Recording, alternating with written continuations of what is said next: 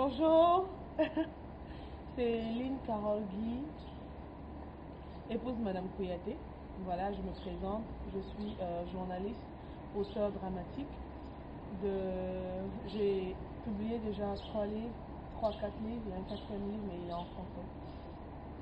Et je voudrais bien vous expliquer mon dernier livre qui s'appelle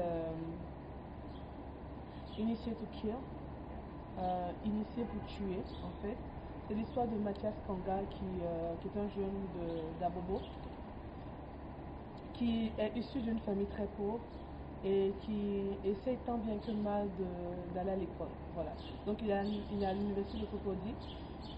Le père de Mathias est retraité, il était le chauffeur du député de Yopougon. Et Mathias aimait beaucoup la fille du député. Et quand il a pris un peu plus d'âge, c'est-à-dire quand il a eu ses 25 ans, il a eu une toute petite relation avec cette fille et cette fille est tombée enceinte. Et par la suite, son père n'a pas voulu cette relation. Et cette fille est partie en France et Mathias est resté là, toujours dans la même situation de pauvreté. Et Mathias, un jour, son père est tombé malade, a piqué une crise, il est décédé. Et Mathias était toujours dans cette situation de pauvreté extrême. Et là, sa pauvreté a tellement augmenté que Mathias se voyait en train de manger un repas par jour. Donc Mathias décide de continuer, de poursuivre ses études tant bien que mal en volant, en payant ses études. Il est arrivé au stade où il était à l'université. Il a eu sa maîtrise. Et maintenant, il fallait que Mathias aille chercher du boulot. Donc Mathias va chercher du boulot à Abidjan, à Citibank, Standard Chartered, parce que Mathias a fait la comptabilité. Donc Mathias n'arrivait pas à trouver un boulot parce qu'il n'avait pas de nom en fait. Il n'avait pas de nom, il n'était pas l'enfant de quelqu'un. Donc, et la situation était un peu difficile en Côte d'Ivoire à cette époque.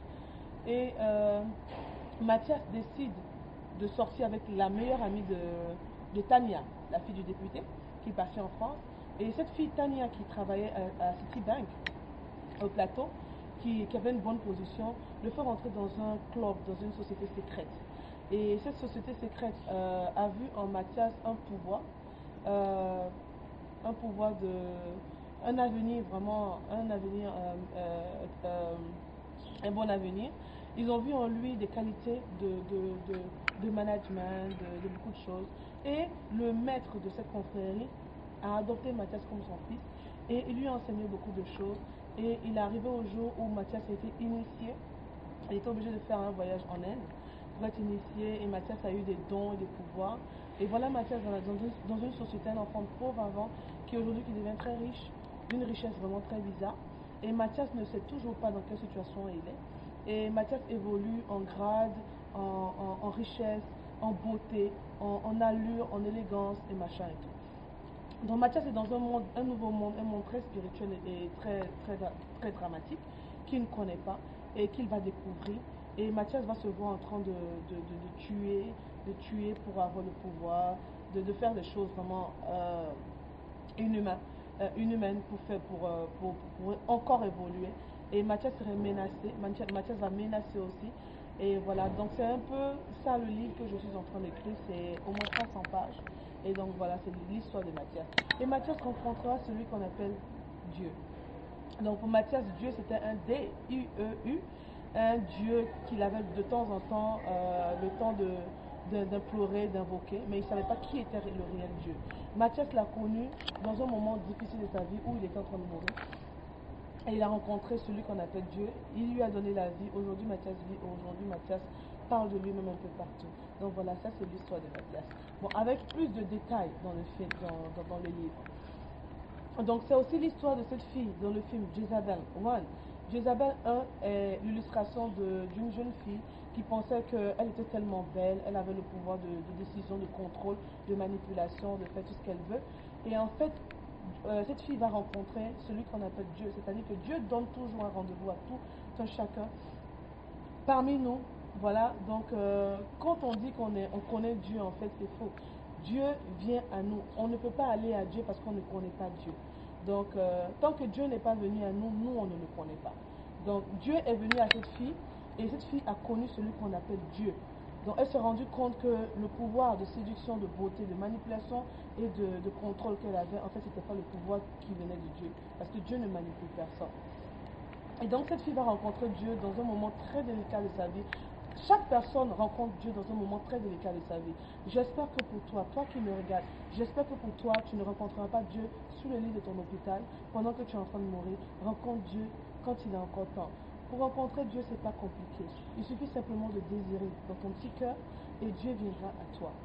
Merci, c'était Lynn Carroll.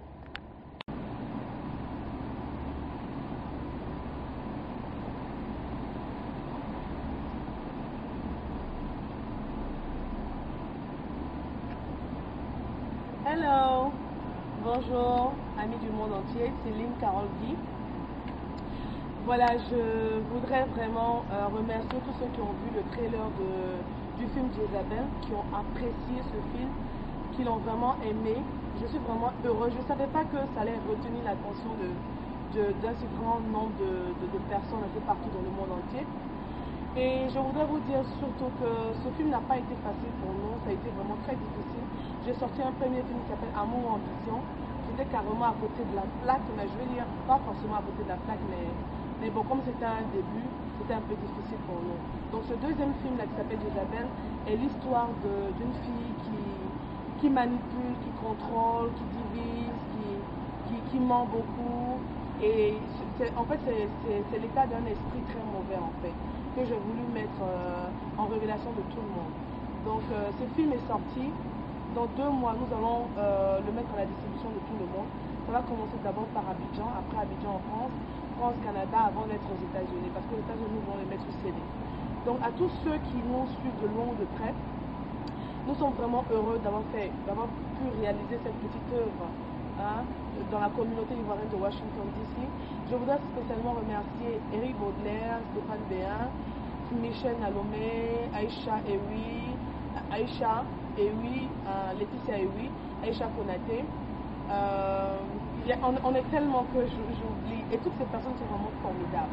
Oumoul, Christian Bouindé, c'est des personnes qui ont vraiment cru en moi, qui ont eu vraiment cette grâce-là de venir tourner, je peux dire une grâce de venir tourner dans ce film, parce qu'ils ont aussi découvert qu'ils avaient des talents, ils étaient bourrés de talents artistiques. Et nous n'allons pas rester sur ce seul film de Jezabel. Nous allons continuer pour vous faire plaisir, pour vous montrer que aussi les Ivoiriens peuvent faire des choses grandioses comme ce film. C'est pas le meilleur des films, mais c'est quand même une petite œuvre qui vient directement du fond des cœurs des Africains. Donc merci beaucoup de nous suivre un peu partout dans le monde entier et à très bientôt. C'était Lynn Carroll qui. Merci.